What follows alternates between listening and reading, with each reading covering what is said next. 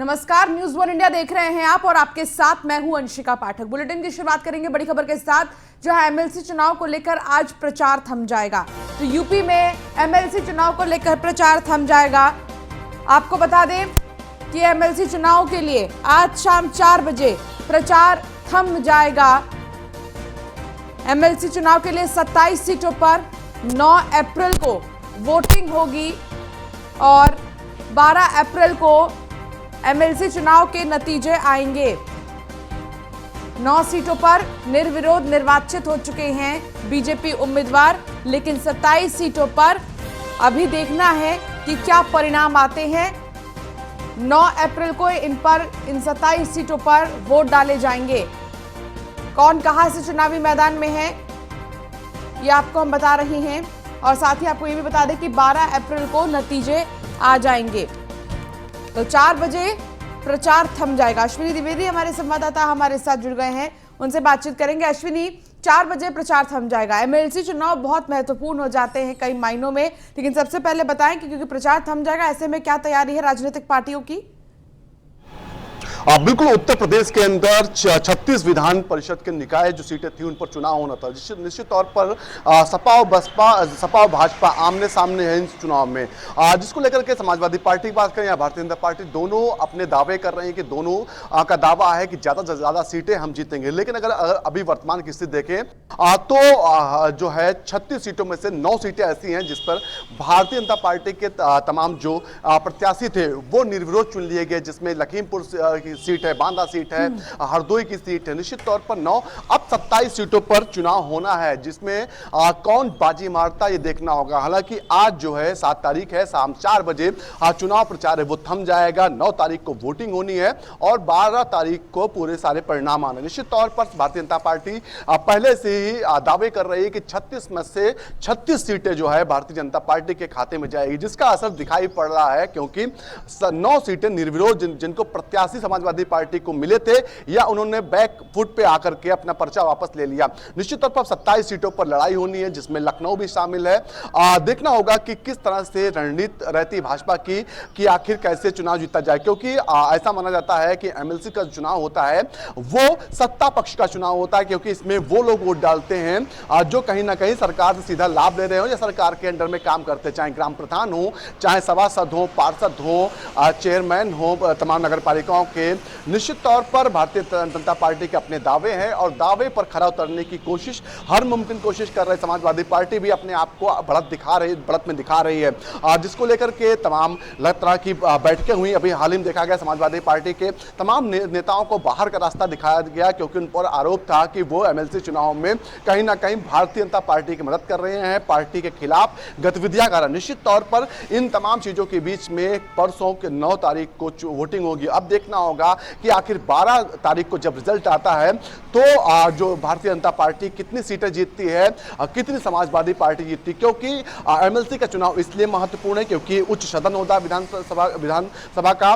निश्चित तौर पर ऐसे में कोई भी बिल होता है, कोई भी चीज पास करानी होती है, तो निश्चित तौर पर जो विधान परिषद में बहुमत है वो उसकी बढ़त होना चाहिए। हालांकि अभी तक समाजवादी पार्टी की विधान परिषद में बढ़त थी, लेकिन अब से संभवतः ऐसी संभावना है कि भारतीय जनता पार्टी की भी अच्छी खासी संख्या विधान परिषद में होगी। जी ठीक है अश्विनी, एमएलसी चुनाव इसलिए भी बहुत जरूरी है क्योंकि प्रदेश में कोई भी कानून अगर बनाना है तो प्रदेश के हित के लिए अगर कोई कानून बनता है तो उसके लिए वोटों की बहुत जरूरत होती है सदन में, और ऐसे में बहुमत जिसके पास होगा वो उसके पास पावर ज्यादा होगा।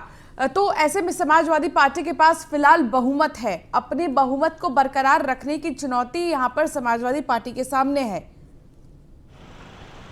बिल्कुल, सदन में विधान परिषद में मजबूत होना किसी भी सरकार के लिए बेहद जरूरी होता है, क्योंकि कोई भी बिल लाते, कोई भी संशोधन होता है तो निश्चित तौर पर विधान परिषद में अगर उसको समर्थन नहीं मिलता है तो वो बिल पास नहीं हो पाता। ऐसे में भारतीय जनता पार्टी तमाम ऐसे बिल हैं जो अभी भी पेंडिंग किए हुए, क्योंकि उनका विधान परिषद में बहुमत नहीं था।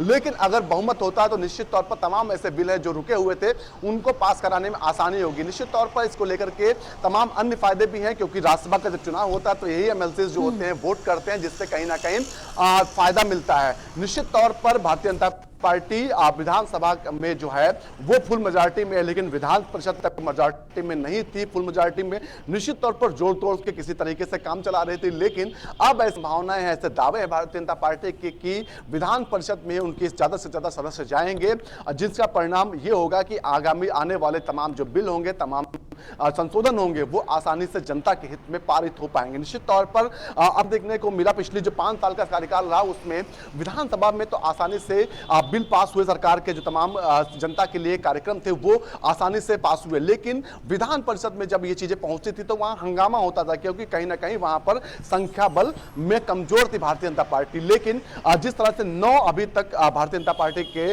जो एमएलसीज हैं वो निर्विरोध चुनाव जीत चुके हैं, निर्विरोध चयनित हो चुके हैं, तो ऐसे में 27 सीटें जो बची हैं, अगर इसमें से 20 सीटें भी लाने में भारतीय जनता पार्टी सफल होती तो निश्चित तौर पर जो फुल मेजॉरिटी चाहिए होती, जितना बाहुबल चाहिए होता संख्या बल विधान परिषद में, उसको पूरा कर लेगी। निश्चित तौर पर ऐसे में भारतीय जनता पार्टी हर कोर कसर लगाए हुए है। तमाम जो जहां पर चुनाव होने हैं वहां पर एक लॉबी, मंत्रियों की लॉबी चाहे कहें, चाहे तमाम अन्य संगठन के नेताओं की लॉबी उतार दी गई है, जो सीधे तौर पर चाहे वो जो वोटर्स हैं चुनाव में, चाहे प्रधान हो, चाहे बीडीसी हो, चाहे वो नगर पालिका के सदस्य हो, निश्चित तौर सीधे संपर्क में है और जनता के लिए क्या बेहतर करेगी इसको लेकर के भी उनसे बातचीत करें। निश्चित तौर पर इसका फायदा संभवतः ऐसा माना जा रहा है कि भारतीय जनता पार्टी को मिलेगा और एक बार फिर फुल मेजॉरिटी जो चाहिए मेजॉरिटी विधान परिषद में, उसको पाने में कामयाब होगी। जी अश्विनी, आप बने रहिए हमारे साथ, हम आगे भी आपसे जानकारी लेंगे।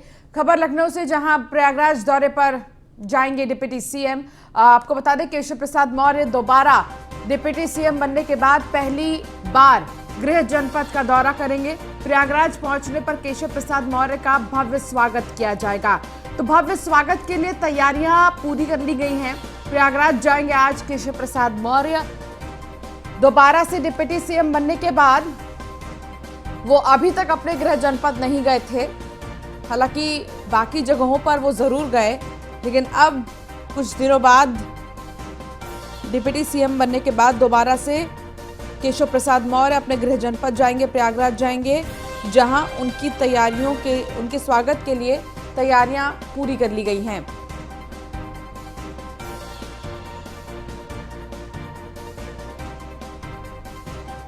तो प्रयागराज जाएंगे डिप्टी सीएम केशव प्रसाद मौर्य और वो यहां पर मुलाकात करेंगे लोगों से, साथ ही अपने खास लोगों से मिलेंगे, बातचीत करेंगे दोबारा डिप्टी सीएम बनने के बाद। तो आज प्रयागराज दौरे पर जाएंगे डिप्टी सीएम केशव प्रसाद मौर्य। दोबारा डिप्टी सीएम बनने के बाद पहली बार गृह जनपद का दौरा करेंगे। प्रयागराज पहुंचने पर केशव प्रसाद मौर्य का भव्य स्वागत भी किया जाएगा। तो केशव प्रसाद मौर्य की अगर हम बात करें तो दोबारा से डिप्टी सीएम बनाए गए हैं और बेहद ही खास माना जा रहा है उनका ये दौरा, क्योंकि अभी लंबे समय से केशव प्रसाद मौर्य गए नहीं हैं प्रयागराज, और अब जब जा रहे हैं तो दोबारा से डिप्टी सीएम बनने के बाद जा रहे हैं।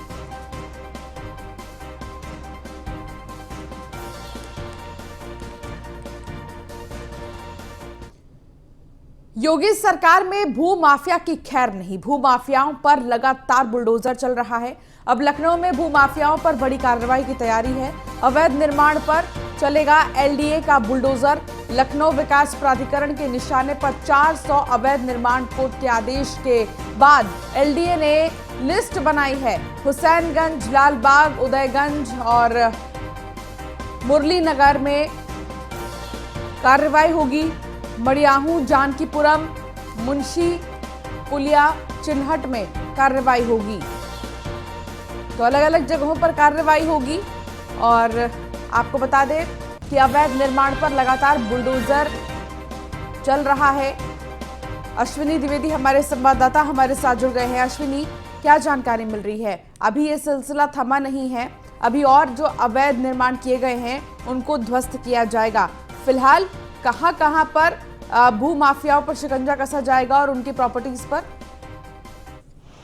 आप बिल्कुल अगर बात करें उत्तर प्रदेश की राजधानी लखनऊ में तो इस समय बुलडोजर काफी तेजी से गरज रहा है। निश्चित तौर पर 400 ऐसे अवैध निर्माण चिन्हित किए गए हैं जिन पर कार्रवाई होना सुनिश्चित माना जा रहा है। आज कोर्ट का आदेश के बाद इन 400 जो अवैध तरीके से बिल्डिंग्स बनाई गई थी उन पर बुलडोजर चलने जा रहा है। निश्चित तौर पर ये तमाम राजधानी लखनऊ के तमाम इलाकों में अवैध बिल्डिंग्स हैं, चाहे अलीगंज की बात करें, मड़ियाओं की बात करें या कुर्सी रोड की बात करें, तमाम जगह पर फैल जानकीपुरम। लेकिन सबसे बड़ा सवाल है कि जो एलडीए प्रशासन है वो आखिर सोता क्यों रहता है, क्योंकि आज जब ये अवैध निर्माण होते हैं तो कहीं ना कहीं जो वहाँ के एलडीए के जेई होते हैं, एई होते हैं, एक्सीएन होते हैं या तमाम अन्य अधिकारी होते हैं, उनकी मिली भगत के साथ ही ये अवैध निर्माण बनकर तैयार हो पाते। बड़ी बड़ी बिल्डिंगें बनाना एक दिन का काम नहीं होता है, कई साल का समय लगता है। ऐसे में कहीं ना कहीं ये लोग सेटिंग करते हैं, जो जेई होते हैं, ए होते हैं, वो पैसा लेते हैं और अवैध निर्माण को खुली छूट देते हैं। लेकिन वही जब अवैध निर्माण की शिकायत कोर्ट तक पहुंचती है तो वहां से आदेश होता है, उसके फजीयत के बाद ये लोग अब है जो कहीं ना कहीं उन पर बुलडोजर चलाएंगे। निश्चित लखनऊ में सैकड़ों की संख्या में ऐसे अवैध निर्माण हैं जो एलडीए के अधिकारियों की, कर्मचारियों की सरपरस्ती में बनकर तैयार हुए हैं और उसमें से कई अवैध निर्माण पिछले कुछ दिनों में गिराए भी गए। निश्चित तौर पर कार्रवाइयां तो बहुत हो रही हैं, अवैध निर्माण गिराए जा रहे हैं, लेकिन सबसे बड़ा सवाल यह है कि जो उस कार्यकाल में जब अवैध निर्माण तैयार हुआ, बनकर के अवैध बिल्डिंग तैयार हुई अब तरीके से, उस दौरान जो वहां के अधिकारी थे, कर्मचारी, वो कर क्या रहे थे, सो रहे थे क्या? अगर वो जग रहे थे तो निश्चित तौर पर तब कार्रवाई क्यों नहीं रोका गया? और अगर अवैध निर्माण पर कार्रवाई हो रही है तो जो अधिकारी लोग थे, जो कर्मचारी थे वहां के, जिनकी जिम्मेदारी थी अवैध निर्माण रोकना, उन पर कार्रवाई अभी तक क्यों नहीं? निश्चित तौर पर अभी एक आरटीआई मांगी गई थी एलडीए से, जिसमें पूछा गया था कि लखनऊ में पिछले 3 साल में कितने अवैध निर्माण चिन्हित किए गए। लेकिन आज जो एलडीए की तरफ से जो जवाब आया उसमें कहा गया कोई भी ऐसी लिस्ट तैयार नहीं की गई है जिसमें अवैध निर्माण चिन्हित किए गए, उनकी पूरी लिस्ट बनाई गई। अब समझिए कितना लापरवाह एलडीए विभाग है, जो एलडीए प्रशासन वो कितना लापरवाह है, सिर्फ और सिर्फ खाना पूर्ति करता है, अपनी सह पर ही अवैध निर्माण करवाता है और फिर उनका ही ध्वस्तीकरण कराता है। निश्चित तौर पर ऐसे में सबसे बड़ा जो कार्रवाई होनी चाहिए वो एलडीए के जो अधिकारी है उन पर होनी चाहिए, उन पर गाज गिरनी चाहिए, उनको सस्पेंशन होना चाहिए। निश्चित तौर पर मुख्यमंत्री अवैध निर्माण को लेकर के, अवैध तरीके से जो जमीनें कब्जा की गई उनको लेकर के काफी चिंतित है और लगातार कार्रवाई कर रहे हैं। लेकिन अगर यही कार्रवाई अधिकारियों पर भी हो जाए तो निश्चित तौर पर आने वाले समय में आज अवैध निर्माण वो पनप नहीं पाएंगे। और सबसे बड़ा सवाल है अवैध निर्माण बनने का कारण और है कि एलडीए में अगर नक्शा बनवाने आप जाएंगे तो आपको काफी दिनों का समय चाहिए होगा, कम से कम साल भर का समय रखिए तब आपका नक्शा बन पाएगा। नक्शे में तमाम कैटेगरी होती हैं, तो ऐसे में जो व्यक्ति निर्माण करता है कभी ना कभी उसकी मजबूरी भी होती है कि अवैध निर्माण करा करके अपनी जमीन है, अपने रहने के लिए रहन बसेरा, अपने रहने के लिए घर बनाया जाए। लेकिन सबसे जो जरूरी है वो एलडीए के अधिकारियों पर कार्रवाई की जरूरत है। अवैध निर्माण पर कार्रवाई लगातार जारी है, बुलडोजर गरज रहा है, लेकिन अगर यही कार्रवाई एक बार एलडीए के अधिकारियों पर होती है निश्चित तौर पर आने वाले समय में अवैध निर्माण जैसी चीज लखनऊ में दिखाई नहीं देगी। जी चलिए ठीक है, आप बने रहिए हमारे साथ अश्विनी, हम आगे भी आपसे जानकारी लेंगे। अयोध्या एयरपोर्ट के काम में आज से तेजी आएगी। अयोध्या एयरपोर्ट के लिए लीज पर जमीन दी गई है। राज्य सरकार द्वारा खरीदी जमीन एयरपोर्ट अथॉरिटी को दी जाएगी। यूपी नागरिक उड्डयन विभाग और एयरपोर्ट अथॉरिटी के बीच एग्रीमेंट होगा। सीएम योगी की मौजूदगी में दोनों के बीच एग्रीमेंट होगा। अयोध्या एयरपोर्ट के लिए लीज पर जमीन दी जाएगी।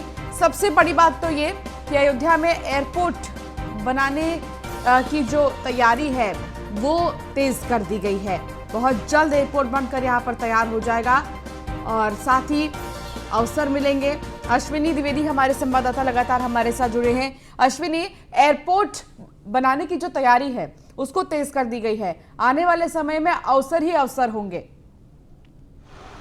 आप बिल्कुल, अगर अयोध्या की बात करें तो अयोध्या वो मॉडल उत्तर प्रदेश का होने जा रहा है जिसको विकास के नाम पर दुनिया भर में दिखाया जाएगा। निश्चित तौर पर जिस तरह से वहां पर डेवलपमेंट हो रहा है, मंदिर का निर्माण शुरू हो चुका है और उसके आसपास के लगभग 50 किलोमीटर का दायरा ऐसा होगा जहां पर विकास की गंगा निश्चित तौर पर बहेगी।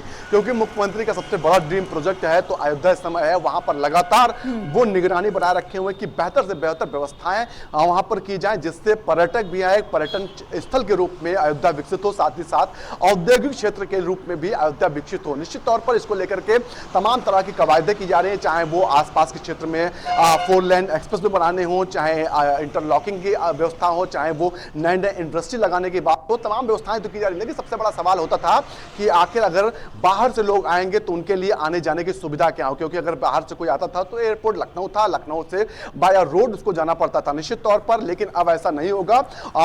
जो मुख्यमंत्री एक आज बहुत बड़ा एक समझौता करने जा रहे हैं, जिसके तहत 317 एकड़ जमीन है जो एयरपोर्ट अथॉरिटी ऑफ यूपी को दी जाएगी। जो अथॉरिटी वहां पर डेवलप करेगी पूरा एयरपोर्ट। निश्चित तौर पर अभी तक की बात करें तो अभी तक अयोध्या में रनवे बना हुआ था, लेकिन बाकायदा एयरपोर्ट पूरी तरह से नहीं बना था। लेकिन अब वहां की जनता को, वहां के क्षेत्र के लोगों को एक बड़ी सौगात मिलेगी, जिसका हस्तांतरण आज मुख्यमंत्री के समक्ष होगा, मुख्यमंत्री की मौजूदगी में किया जाएगा। 300 एकड़ जमीन है जो airport authority of India UP को दी जाएगी। निश्चित तौर पर इसके बाद वहां पर अगर जब बनके एयरपोर्ट तैयार होगा तो तमाम सैलानियों के लिए आसान होगा, जो बाहर से आते हैं, श्री राम के दर्शन करने आते हैं, मंदिर के दर्शन करने आएंगे। साथ ही साथ औद्योगिक रूप से जो वहां पर लोग पहुंचना चाहेंगे, जो बिजनेसमैन होंगे, उनके लिए भी पहुंचना आसान, क्योंकि अब अयोध्या के आसपास के क्षेत्र में संभावनाएं बहुत हैं। संभावनाओं को मूर्त रूप दिया जा रहा है, जमीन काम किया जा रहा है। मुख्यमंत्री खुद लगभग अगर पिछले 5 साल में करें तो कम से कम 70 से ज्यादा बार अयोध्या जा चुके हैं। निश्चित तौर पर इससे समझिए आपकी कितनी सजगता अयोध्या को लेकर के, क्योंकि भारतीय जनता पार्टी जब सरकार में नहीं थी तब से चाहे 2000 के आसपास से आप देखिए लगातार अयोध्या पर फोकस किए, चाहे चुनावी माहौल हो या ना हो। निश्चित तौर पर अब उनकी सरकार है तो डेवलपमेंट की जिम्मेदारी भी उन्हीं की है और उसी को अब मूर्त रूप देकर जमीन पर उतारा जा रहा है। बेहतर काम करके अयोध्या के वासियों को दिया जाएगा। एयरपोर्ट जब बन जाएगा निश्चित तौर पर विकास जो है, डेवलपमेंट है वो ज्यादा तेजी से होगा। जी बहुत शुक्रिया अश्विनी इस तमाम जानकारी के लिए। प्रयागराज में पुलिस और बदमाशों के बीच मुठभेड़ हुई है। मुठभेड़ में 25,000 का बदमाश दीपक सिंह उर्फ राहुल घायल हो गया है। दीपक के खिलाफ संगीन धाराओं में कई मुकदमे दर्ज हैं। मुठभेड़ में दीपक के बाएं पैर में गोली लगी थी। बदमाश के पास से एक बाइक, तमंचा, 2 कारतूस, जिंदा कारतूस बरामद हुआ है। घायल बदमाश को CHC करछना में भर्ती किया गया है। तो दीपक के खिलाफ संगीन धाराओं में कई मुकदमे दर्ज हैं। मुठभेड़ में दीपक के बाएं पैर में गोली लगी थी। फिलहाल पुलिस पूछताछ कर रही है। बदमाश के पास से एक बाइक, एक तमंचा और 2 जिंदा कारतूस बरामद किया गया है। घायल बदमाश को CHC करछना में भर्ती किया गया है। प्रयागराज में पुलिस और बदमाशों के बीच मुठभेड़ हुई।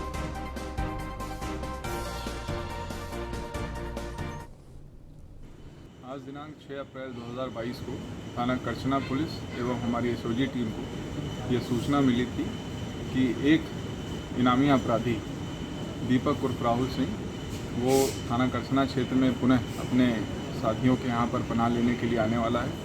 इसी सूचना पर थाना करछना और SOG की टीम द्वारा घेराबंदी वहाँ पर की गई थी। आज सायं खाई से भुंडा जाने वाली सड़क पर थाना करछना पुलिस टीम द्वारा घेराबंदी करके चेकिंग की जा रही थी। तभी एक पैशन प्रो बाइक से एक व्यक्ति तेज़ रफ्तार से आ रहा था, जिसने कि पुलिस पार्टी को देखते ही अपनी बाइक पीछे मोड़ ली।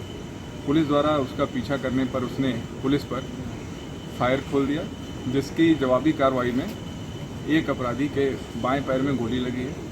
अपराधी ने अपना नाम दीपक उर्फ राहुल सिंह बताया है।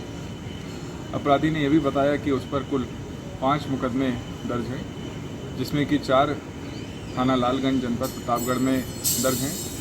इस पर हत्या, लूट और डकैती जैसी संगीन धाराओं में अभियोग पंजीकृत हैं पूर्व से। थाना करछना अंतर्गत 16 मार्च 2022 को हुई श्री मंगला पांडे जी की हत्या में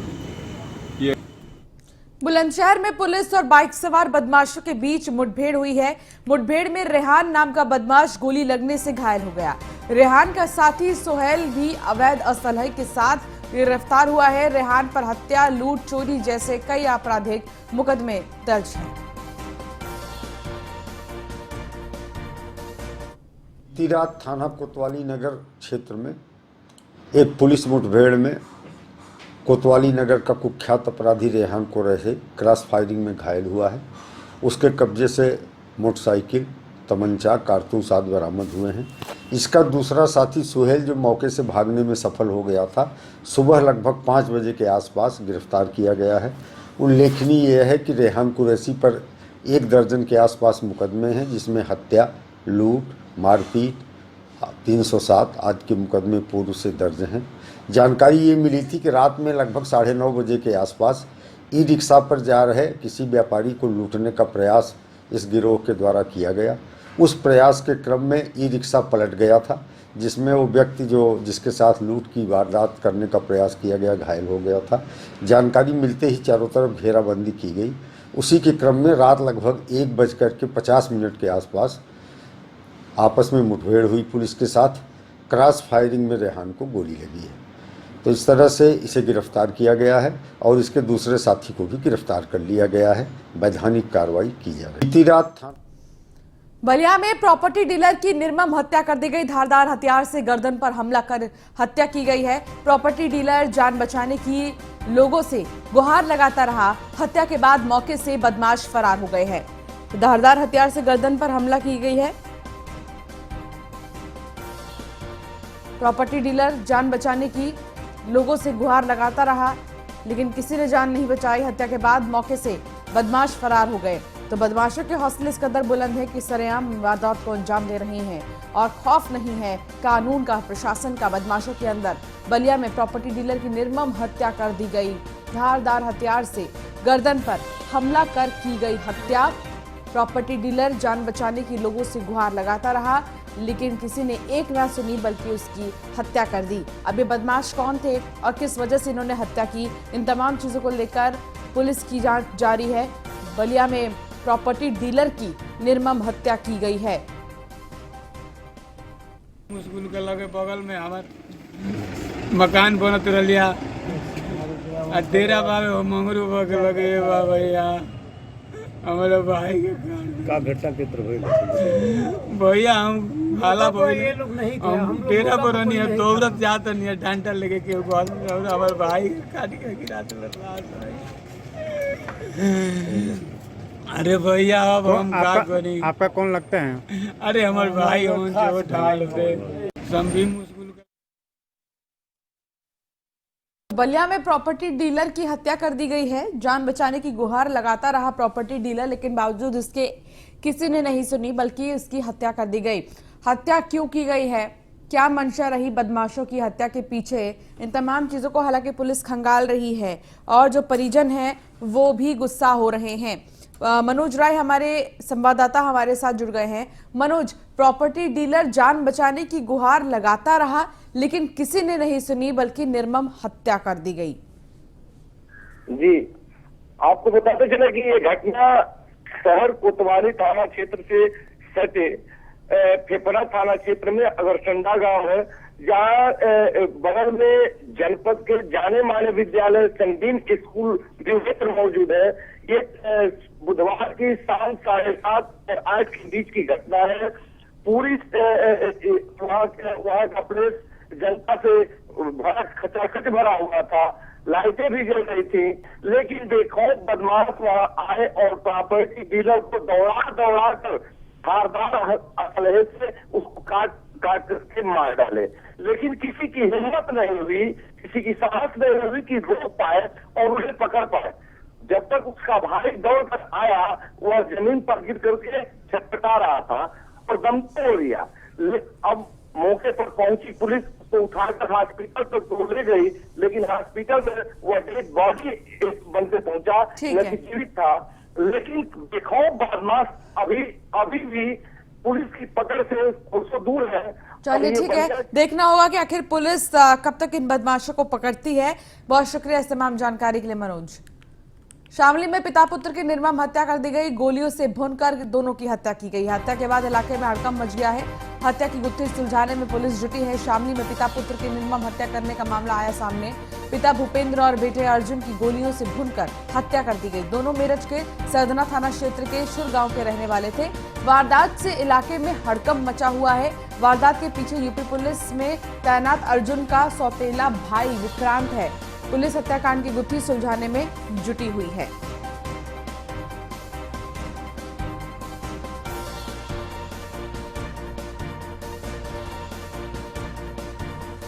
तो गोलियों से भूनकर दोनों की हत्या की गई। पिता पुत्र की हत्या के बाद इलाके में हड़कंप मच गया है। साथ ही आपको बता दें कि हत्या की गुत्थी सुलझाने में पुलिस फिलहाल जुट गई है कि दोनों की हत्या क्यों की गई। शामली में पिता और पुत्र की निर्मम हत्या कर दी गई, गोलियों से भूनकर दोनों की हत्या की गई है और फिलहाल पुलिस जगह जगह पूछताछ कर रही है, आसपास के रहने वालों से भी पूछताछ कर रही है। के शर्मा हमारे संवाददाता हमारे साथ जुड़ गए हैं। के शर्मा, आखिर ये माजरा क्या है? पिता और पुत्र की निर्मम हत्या कर दी गई। जी हाँ, ये जो पिता हैं भूपेंद्र कुमार, ये रिटायर्ड दरोगा थे और ये रिटायर होने के बाद यहाँ पर प्रॉपर्टी डीलिंग का काम कर रहे थे। कल वो अपने बेटे के साथ शामली गए हुए थे। शामली एक गांव में उनकी बेटे की लाश और उनकी बॉडी एक खेत में पड़ी हुई ही मिली और उसके बाद ही घर पर सूचना दी गई। कल रात से ही यहाँ पर मातम पसरा हुआ है। बताया जा रहा है कि कोई प्रॉपर्टी डीलिंग का केस है जिसको वो सॉल्व करने गए थे। वैसे उनके बारे में जितना भी पता चला है कि वो एक सीधे सज्जन आदमी थे, रिटायर्ड होने के बाद चुपचाप अपने घर पर रह रहे थे और प्रॉपर्टी डीलिंग का काम कर रहे थे। लेकिन शामली में जब ये घटना घटी है उसके बाद उनके पैतृक गाँव सुखछोर जो सरवना में है वहां पर भी मातम पर सब पसरा हुआ है और जो मेरठ के डिफेंस कॉलोनी में जो आकर ये रह रहे थे वहां पर भी मातम पसरा हुआ है। कल रात हमने इनसे बात करने की कोशिश की तो परिवारजनों में से कोई भी सामने आने के लिए तैयार नहीं था। पुलिस इस मामले में अभी तफ्तीश कर रही है। मेरठ की पुलिस का भी सहयोग लिया जा रहा है, लेकिन अभी किस वजह से हत्या की गई है इस बारे में पता नहीं चला है। जहां तक हमारी सूत्रों से बात हुई है वो कोई प्रॉपर्टी विवाद का मामला सामने आ रहा है। इनके गांव छुर जो सरगना क्षेत्र में पड़ता है वहां पर भी पुलिस ने एक टीम भेजी है पूछताछ करने के लिए। जी चलिए, बहुत शुक्रिया इस तमाम जानकारी के लिए के शर्मा। फिलहाल इस बुलेटिन में इतना ही। आप बने रहिए न्यूज़ 1 इंडिया के साथ। नमस्कार।